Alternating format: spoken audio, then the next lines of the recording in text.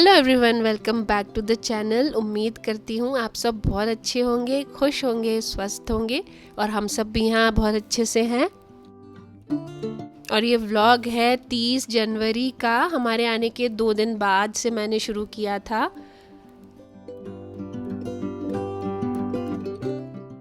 बच्चे चले गए थे स्कूल, उनका स्कूल ऑलरेडी एक आध दिन का मिस हो चुका था। सोहम का मिस हुआ था एक्चुअली, कबीर का तो नहीं हुआ था। और मैं बनाने लग गई थी चाय, मसाले वाली चाय। एक तरफ मैंने चढ़ा दी थी चाय और दूसरी तरफ मैं चढ़ा रही थी राजमा, बॉयल होने के लिए रख रही थी एक्चुअली। और कुछ खड़े गरम मसाले मैंने उसमें डाल दिए थे, जैसे लौंग, दालचीनी, बड़ी इलायची और थोड़ी सी काली मिर्च।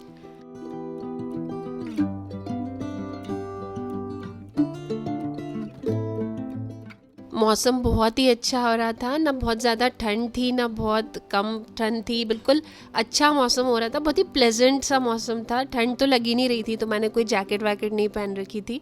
बल्कि हम जब वहाँ गए थे ना शादी में जबलपुर, तो वहाँ थोड़ा सा गर्मी थी क्योंकि बादल बादल थे और बिल्कुल वहाँ भी ठंड नहीं थी। लेकिन इंदौर आने के बाद थोड़ा सा अच्छा ठंडा ठंडा ठंडक सी थी मौसम में, ठंडक घुली हुई थी एक्चुअली मौसम में। और बस घर आने के बाद मेरा वही रूटीन शुरू हो गया था। मैंने लगा दी थी मशीन सुबह सुबह, और फिर जब मतलब बच्चे स्कूल चले गए थे ऑब्वियसली, उसके बाद मेरे सारे ये काम शुरू हो जाते हैं घर के।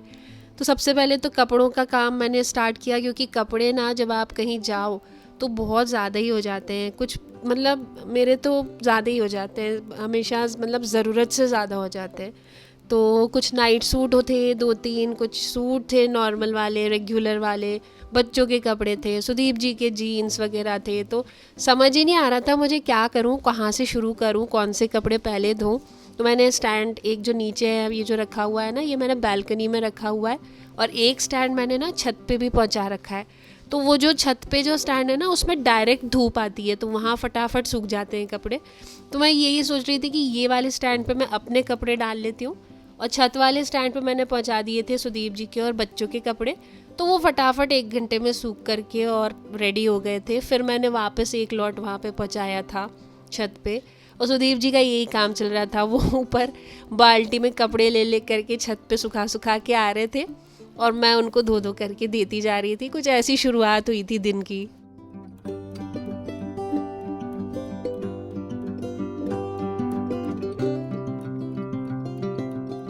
और मैंने एक तरफ राजमा बॉयल होने के लिए तो चढ़ा दिए थे, मैंने सोचा था वो बनाऊंगी लंच में, लेकिन इतने में मम्मा के घर से ये खाना आ गया था, जो दाल बाफले, कढ़ी और आलू और पूरा जो रसोई होती है ना दाल बाफले की, वो आ गया था।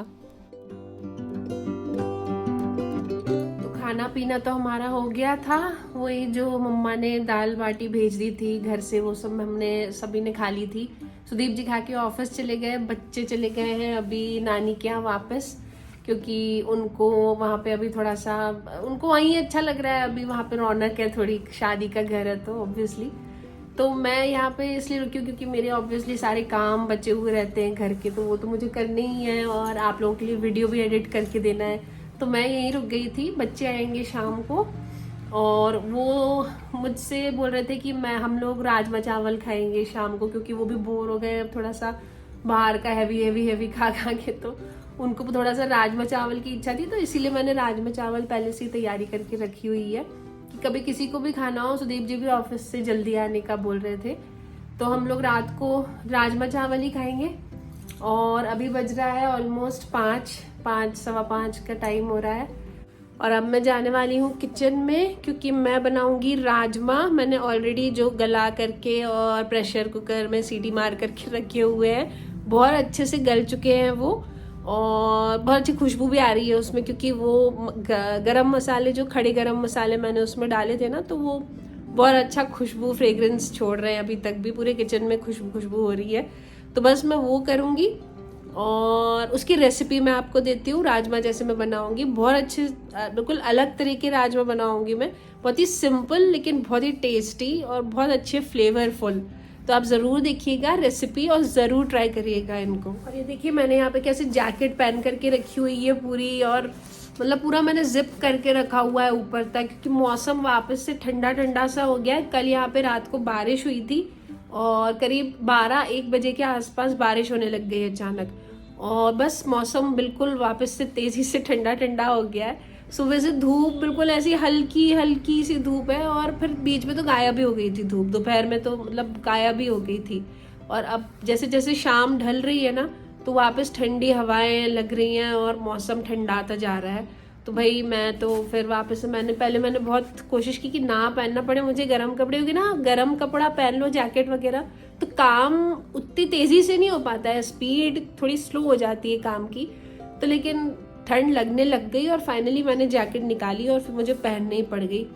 चलो कोई नहीं, अब मैं जाऊंगी किचन में और राजमा की तैयारी करती हूँ। और हाँ, मुझे ये भी बताना था आपको कि बहुत से लोगों ने मेरा जो मैंने वो शॉर्ट डाला था ना, हेयर स्टाइल वाला, न्यू हेयर स्टाइल वाला, वो लोगों को बहुत पसंद आया, बहुत कमेंट्स आए मुझे उसमें, आप लोगों के बहुत पसंद किया आपने वो, थैंक यू सो मच, आपने मेरी हेयर स्टाइल को पसंद किया।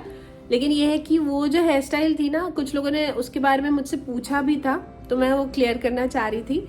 वो हेयर स्टाइल जो थी वो 2-3 दिन तक सेट करवाई थी, के लिए सेट कराई थी, यानी 2-3 दिन तक के लिए ही सेट हो सकती थी वो उन्होंने, मतलब जो मैंने पार्लर वाले से अपॉइंटमेंट लिया था ना, तो उन्होंने स्ट्रेटनिंग दे करके बालों में थोड़ा सा टेम्पररी स्ट्रेटनिंग दी थी, और ऐसे रेजर कट जैसा कुछ लेयर्स दे दिए थे, तो वो बड़े अच्छे सेट कर दिए थे उनने बाल उसमें मेरे। तो मैंने उनको फिर वैसे ही मैंने रखा था, और मैरिज में भी मैंने उसको वही हेयर स्टाइल कैरी की थी। लेकिन फिर क्या हुआ कि जब मैं बाय रोड गए थे, क्योंकि हम लोग फिर वापस आए, तो हेड वॉश वगैरह लिया, तो फिर ऑब्वियसली वो फिर वापस से देखिए मतलब बाल वापस वो ऑब्वियसली शेप बदल जाता है, फिर जब आपने सेटिंग कराई होती है ना, वो टेम्पररी सेटिंग थी, तो वो चेंज हो गया। अब मैं फिर कराऊंगी जब कोई हेयर स्टाइल, फिर मैं आपको दिखाऊंगी, लेकिन फिलहाल तो अभी वो हट गई है, क्योंकि वो 2-3 दिन के लिए ही थी, वो सिर्फ मैरिज फंक्शन अटेंड करने तक के लिए ही थी। तो हालांकि उसको जब चाहो आप जाके सेट करा सकते हैं, बिल्कुल ही प्लेन स्ट्रेटनिंग थी वो, और रेजर कट मैंने उनको बोला था, और उस पर उन्होंने स्ट्रेटनिंग दे दी थी। और कुछ उसमें कुछ लोगों ने मुझसे पूछा था कि ट्रीटमेंट वगैरह, कोई ट्रीटमेंट नहीं कराया था मैंने तो ट्रिमिंग तक नहीं कराई थी, लेंथ छोटी नहीं कराई थी बालों की, सिर्फ स्ट्रेटनिंग और कट था, हेयर कट था जो रेजर कट था, और वही है अभी भी। लेकिन क्योंकि मैंने अभी पोनीटेल बांध ली है तो वो दिख नहीं रहा है, सेटिंग करो तो फिर वैसे ही हो जाता है, सेटिंग करना पड़ती है। पर मैं क्योंकि सेटिंग नहीं करती हूँ, मैं तो बस ऐसे ही फटाफट चोटी बांध के और काम पे लग जाती हूँ, तो वो उस तरह से फिर नजर नहीं आती है। कहीं जाना हो तो फिर आप सेट कर सकते हो उसको।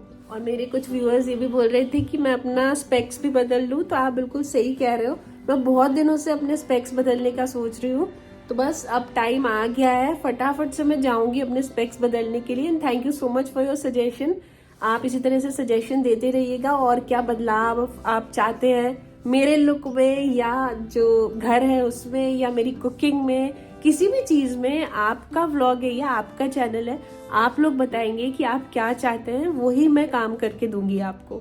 मैं जो अपनी तरफ से कर रही हूँ वो मैं इसलिए करती हूँ क्योंकि मुझे जो समझ में आता है कि शायद आप लोगों को ये अच्छा लगेगा, ये अच्छा लगेगा, तो मैं उस तरह से देती हूँ। लेकिन अल्टीमेटली ये चैनल आप लोगों के लिए है, तो आपको ही मुझे बताना पड़ेगा कि मुझे क्या चाहिए, आपको क्या चाहिए, आई मीन, और मैं फिर आपके लिए वो चीजें लेकर के आती रहूंगी।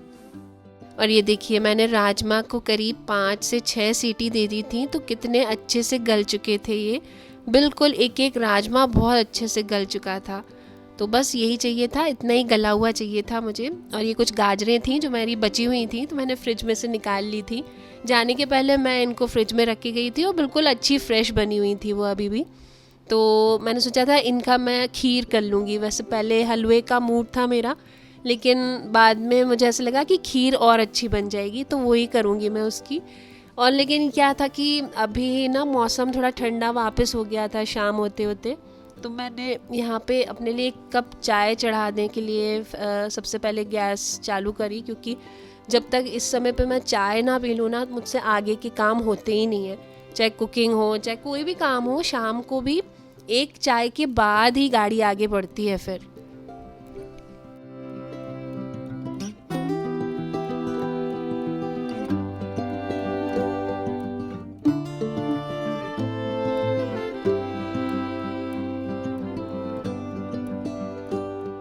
और चाय मैंने बहुत आराम से खूब सारी चाय पी ली थी। बस उसके बाद फिर मैं आ गई थी राजमा बनाने के लिए।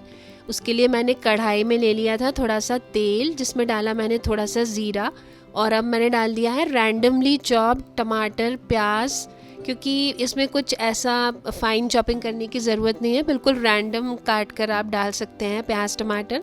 और इसके बाद मैंने इसमें डाल लिया था अदरक लहसुन का पेस्ट। मैंने असल में कूट करके डाली है अदरक लहसुन, आप चाहे ना तो इसका पेस्ट भी डाल सकते हैं।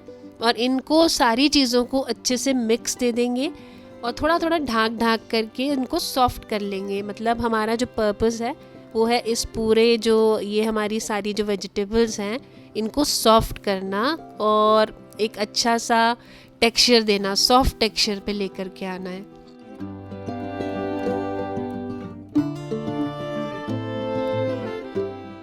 और ये देखिए मैंने अब जब ढक्कन हटाया तो एकदम सॉफ्ट हो चुकी थी मेरी वेजिटेबल्स। बस हमको यही चाहिए, एकदम सॉफ्ट करना था इनको थोड़ा सा। और अब इनको ठंडा होने के लिए मैं छोड़ दूँगी। जैसे ही ये ठंडे हो जाएंगे ना तो इनको एक अच्छा सा पेस्ट बनाकर तैयार करना है। ग्राइंडर में पेस्ट बना लीजिएगा और अच्छा फाइन पेस्ट बना लीजिएगा इनका। और यहाँ मैंने गाजरें काटना शुरू कर दी थी। इनको मैंने सबसे पहले इनके जो एंड्स होते हैं वो काट लेती हूँ मैं, और फिर बस छील करके और धो करके रख लिया था। इसको मैं ग्रेट करूँगी और इनकी बनाऊँगी खीर। और मेरा जो टमाटर प्याज का जो मैंने काट करके उनको भी सॉफ्ट किया था वो हो चुका था, तो बस अब इसको मैं ग्राइंड करके पेस्ट बना लूँगी।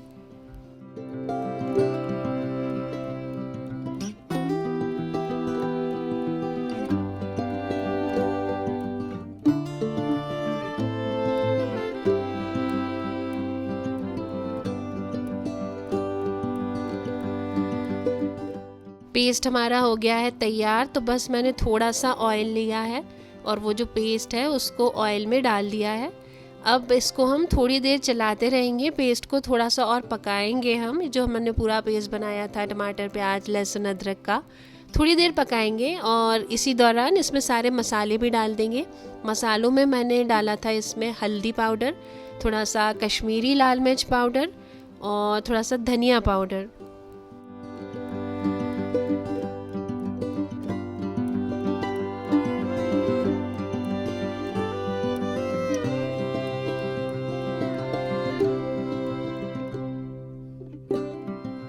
और ये जो मसाला है इसको तब तक भूनना है जब तक कि ये तेल ना छोड़ दे, अच्छा लाल रंग ना आ जाए इसका। तो देखिए लाल रंग भी आ गया था और तेल भी छोड़ दिया था मसाले ने। तब मैंने इधर डाल दिया है राजमा। राजमा बहुत अच्छे गले हुए होने चाहिए, तभी मज़ा आएगा उसका खाने का। और इनको एक बहुत अच्छा मिक्स दे दीजिएगा। देखिए कंसिस्टेंसी कितनी गाढ़ी हो गई है, तो इतनी गाढ़ी हमें नहीं चाहिए। इसमें हम डाल देंगे थोड़ा सा पानी। पानी मैंने वही यूज़ कर लिया है जिसमें मैंने राजमा बॉईल किए थे। बहुत ही न्यूट्रिशियस होता है वो पानी, तो वही यूज़ करिएगा। और अब आखिर में मैंने इसमें डाल दिया है राजमा मसाला, कोई भी ले सकते हैं आप, कोई भी ब्रांड का। और बस थोड़ी देर ढक करके इसको पका लेंगे। बहुत अच्छी खुशबू आना शुरू हो जाती है राजमा में से। थोड़ी देर भी ढक करके आप पकाते हैं जब, इसमें मैंने 2-4 मिनट इसको ढक के पकाया था, पूरे घर में एक खुशबू आना शुरू हो गई थी। तो बस थोड़ा सा और बॉईल देंगे 2-3 मिनट का। और बॉईल देने के बाद इसमें मैंने डाल दी थी एक हरी मिर्च, आधी काट ली थी उसको, आधा आधा कर लिया था, बड़ी हरी मिर्च थी मेरे पास। और मैं ऊपर से डालूँगी थोड़ा सा घी। इसको ज़रूर करिएगा, ये जो हरी मिर्च और घी का जो आप ऊपर एक फाइनल टच देंगे ना, इससे पूरे राजमा का एक अलग ही लेवल पे टेस्ट हो जाता है। तो ये ज़रूर करिएगा, इसको भूलिएगा मत। आखिर में धनिया पत्ता डालिएगा, फ्रेश धनिया पत्ता। मेरे पास आज था नहीं तो मैं डाल नहीं पाई, आप ज़रूर डालिएगा। और बस ये राजमा हो जाएगा रेडी।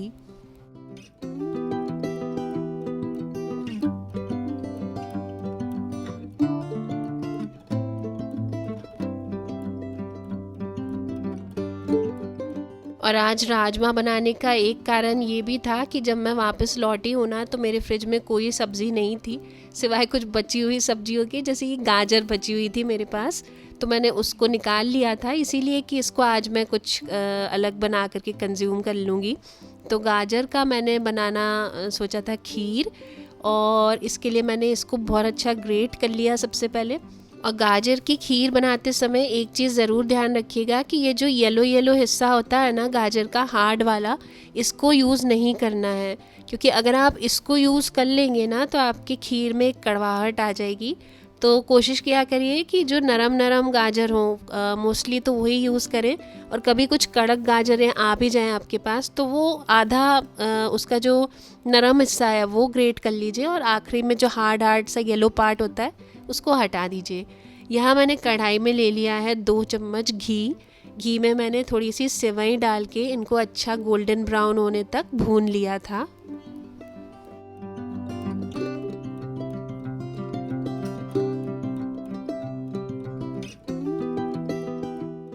सेवई हमारी अच्छे से भुन जाए, गोल्डन ब्राउन, हल्का गोल्डन ब्राउन कलर आ जाए, बस उसके बाद इनको हम अलग निकाल लेंगे। और उसी घी में थोड़ा सा आप चाहे तो घी बढ़ा लीजिएगा अगर कम बचा हो उसमें, तो उसी घी में मैंने डाल दी है मेरी गाजरें जो ग्रेट करके रखी हुई थी मैंने।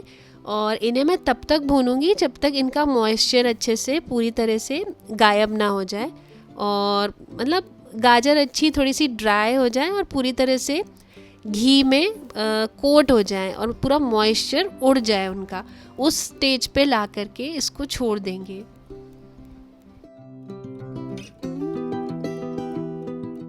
और इस खीर को बनाने के लिए मैं यूज़ करूँगी फुल क्रीम मिल्क। ये देखिए जो मेरा दूध उबाल के मैंने रखा हुआ था उसकी मलाई मैं नहीं हटाऊँगी, इसी दूध में खीर बनेगी। और यहाँ मेरे चावल भी हो चुके थे बॉयल, और सुदीप जी घर आ चुके थे, करीब 8:30-9 बजे का टाइम था ये रात का। आज जल्दी आ गए थे सुदीप जी घर, तो मैंने उनकी थाली, उनको पता नहीं आते से एकदम खुशबू आई राजमा की, तो मैंने उनकी थाली लगाना शुरू कर दी थी। उन्होंने कहा कि बस चावल तैयार हैं तो मुझे दे दो, मैं अभी खा लूँगा। तो बस उनको मैंने यहाँ पे सर्व कर दिया था।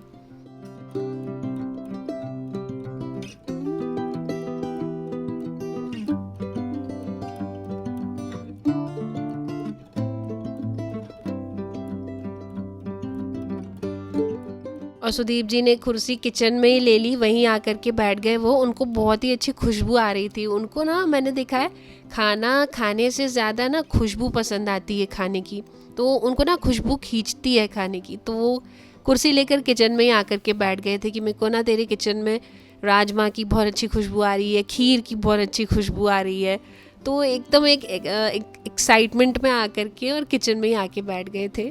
खैर मैंने यहाँ पे दूध अच्छे से बॉयल होने के लिए रख दिया था, और आप देखिए जैसे ही मेरा जो दूध है ये काफ़ी देर तक मैं इसको बॉयल करती रही मध्य पे, तो थोड़ा गाढ़ा जब हो गया तो मैंने उसमें डाल दी थी सेवई को हम हाफ़ कुक करेंगे, और बस जैसे हाफ़ कुक हो जाएंगी तो मैंने उसमें डाल दी है गाजरें जो मैंने ग्रेट करके रखी हुई थी।